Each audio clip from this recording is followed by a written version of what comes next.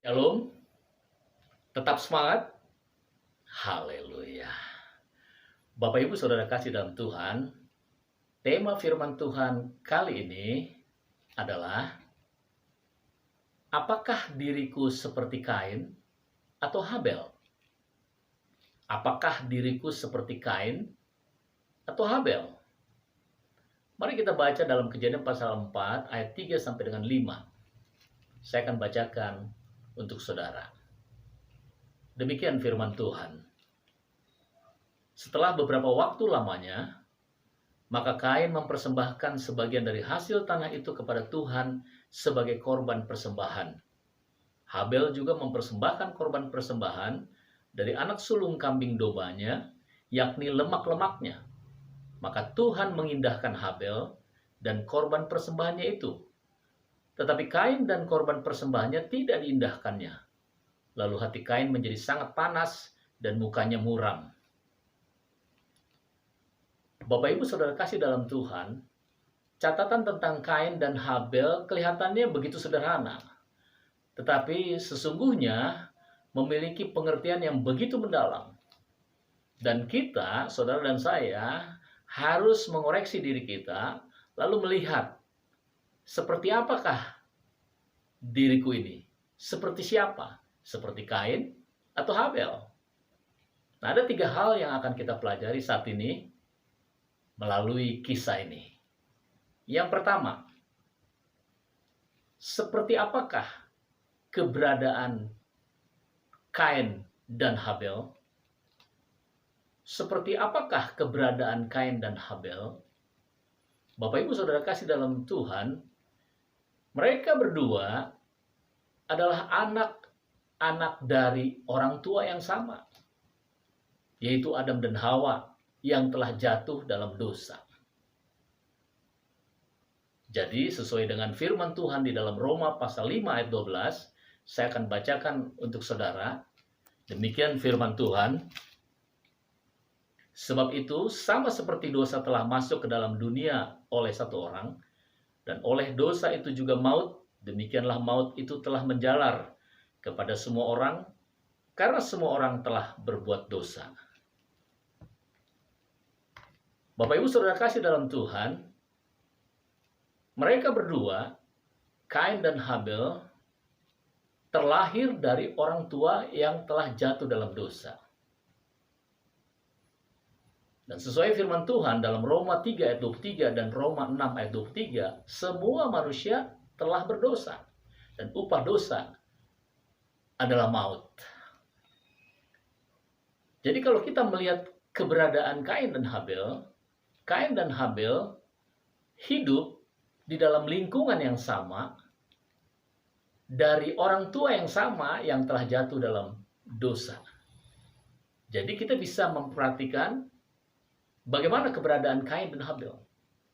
Keberadaan mereka berdua itu sama persis.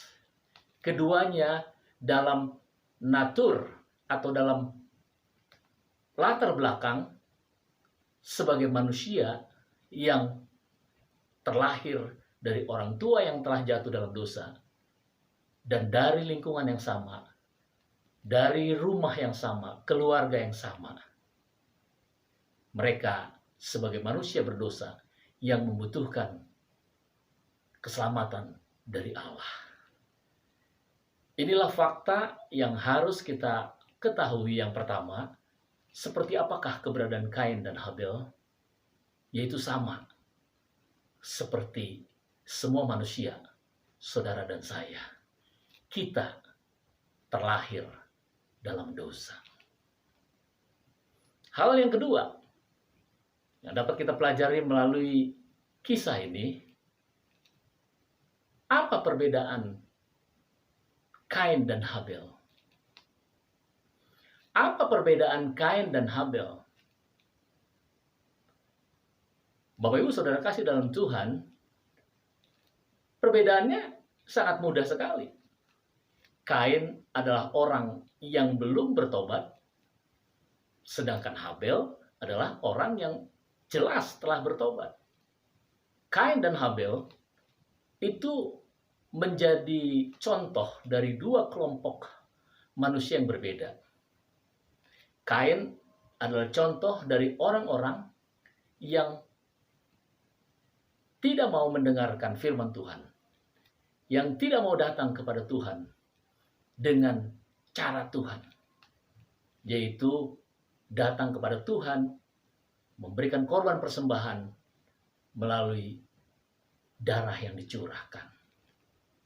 Sementara Habel adalah contoh dari kelompok orang yang mau mendengarkan firman Tuhan, yang mau datang kepada Tuhan dengan cara Tuhan, yaitu mempersembahkan korban persembahan melalui darah yang tercurah.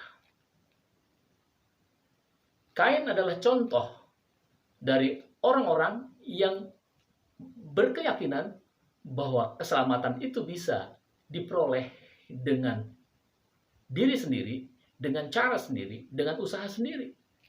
Sementara Habel adalah contoh dari orang-orang yang menyadari bahwa mereka merindukan anugerah dari Allah untuk menerima pertolongan.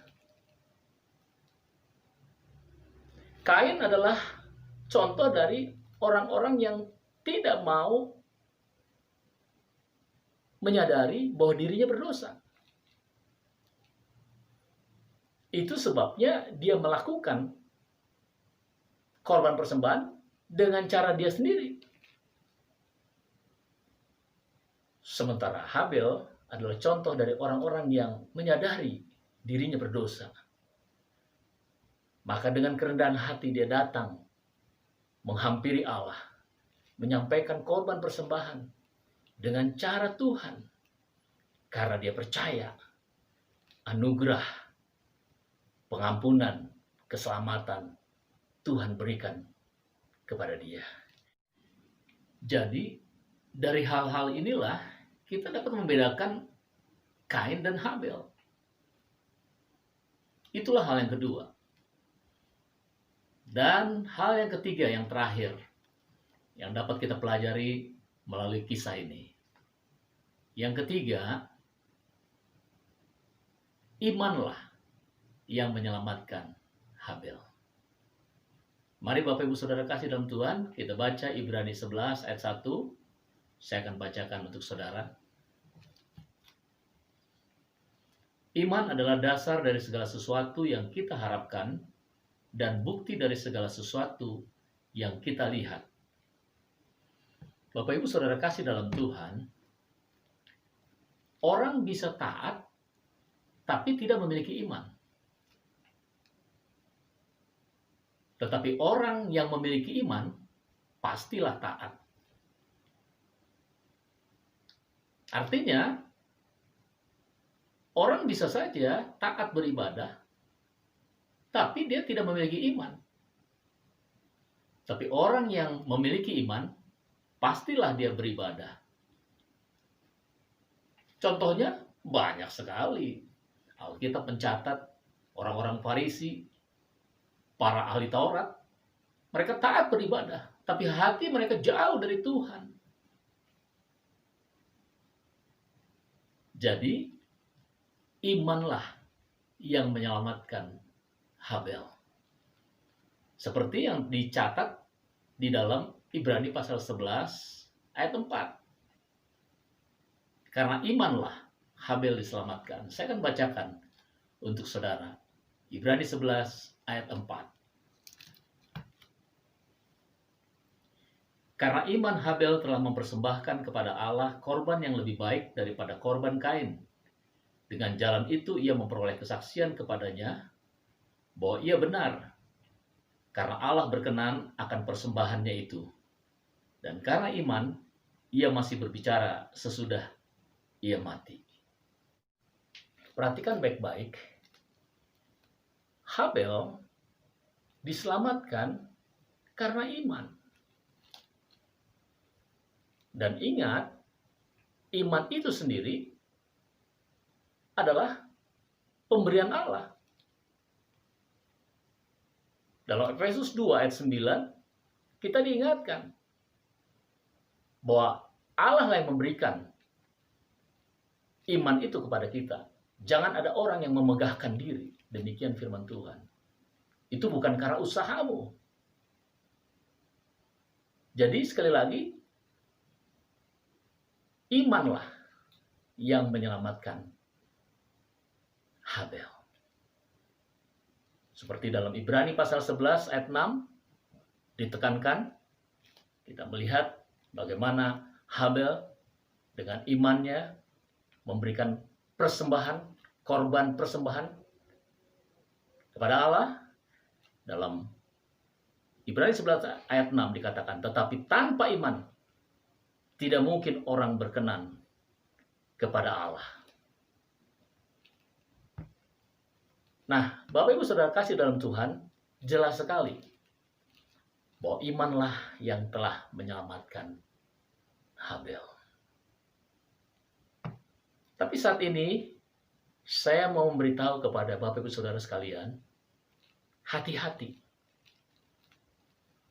Hati-hati dengan penafsiran yang tidak alkitabiah. Yang mengatakan bahwa Habel diselamatkan karena ketaatannya. Karena ia memberikan korban persembahan dengan ketaatan. Sekali lagi hati-hati saudara. Karena tafsiran seperti ini mengajarkan, membawa orang yang mendengarkannya untuk percaya bahwa ketaatanlah yang membuat Habel diselamatkan. Ketaatan Habel lah sehingga Habel diselamatkan. Oh tidak. Firman Tuhan yang alkitabiah tidak pernah menjelaskan dan mengajarkan seperti itu. Yang menyelamatkan saudara dan saya, yang menyelamatkan Habel, itu adalah iman, bukan ketaatan. Perhatikan baik-baik, ketaatan adalah buah dari keselamatan. Ketaatan adalah buah dari keselamatan. Setelah seseorang diselamatkan karena imannya, maka dia akan taat. Jadi jangan diputar balik. Jangan keselamatan diperoleh karena ketaatan. Tafsiran seperti ini, pengajaran seperti ini membahayakan.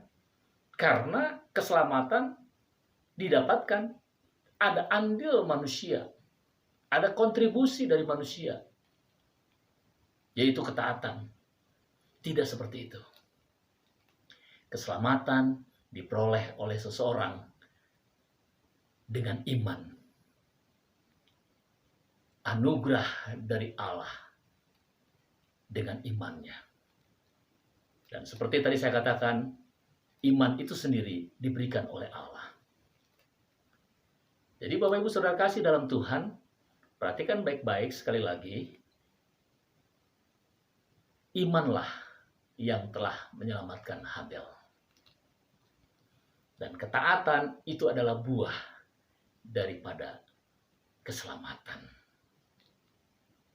Jadi inilah yang membedakan Kain dan Habel. Kain tidak percaya, Kain tidak memiliki iman, sementara Habel percaya. Habel memiliki iman. Ini poin yang penting. Sehingga imanlah yang menyelamatkan Habel. Bapak Ibu Saudara kasih dalam Tuhan, lebih dalam lagi kita perhatikan. Sebelum Allah mengusir Adam dan Hawa, Allah telah memberitahu kepada Adam dan Hawa bagaimana untuk manusia memperoleh keselamatan. Kita akan baca dalam Kejadian pasal 3 ayat 21. Kejadian pasal 3 ayat 21. Saya akan bacakan untuk saudara. Demikian firman Tuhan. Dan Tuhan Allah membuat pakaian dari kulit binatang untuk manusia dan untuk istrinya itu, lalu mengenakannya kepada mereka. Bapak Ibu Saudara kasih dalam Tuhan, ketika Adam dan Hawa berdosa, maka Tuhan marah lalu mengusir mereka keluar dari Taman Eden. Dan sebelum hal itu terjadi, peristiwa itu terjadi, Allah telah membuatkan cawat dari kulit binatang untuk menutup mereka dari rasa malu. Dari apa yang dilakukan Allah kepada Adam dan Hawa dalam peristiwa ini, Allah sebenarnya sudah mengajarkan kepada mereka bagaimana untuk menerima pengampunan, anugerah keselamatan dari Tuhan. Ada 4 hal yang diajarkan kepada Adam dan Hawa. Saya akan berikan poin-poinnya. Ada 4 hal. Yang pertama, agar manusia berdosa dapat menghampiri Tuhan yang suci, maka ia memerlukan penutup yang layak. Kedua, bahwa cawat dari daun-daun pohon ara buatan tangan mereka sendiri tidak dapat diterima oleh Tuhan. Ketiga, bahwa Tuhan sendirilah yang harus menyediakan penutup itu. Keempat, bahwa perlu ada penutup dosa yang hanya dapat diperoleh melalui kematian. Jadi Bapak Ibu Saudara kasih dalam Tuhan, dengan memakaikan kulit binatang kepada Adam dan Hawa, Allah sedang berbicara tentang simbol untuk menutup dosa manusia. Harus ada darah yang dicurahkan. Dan ini menunjuk kepada peristiwa salib Kristus.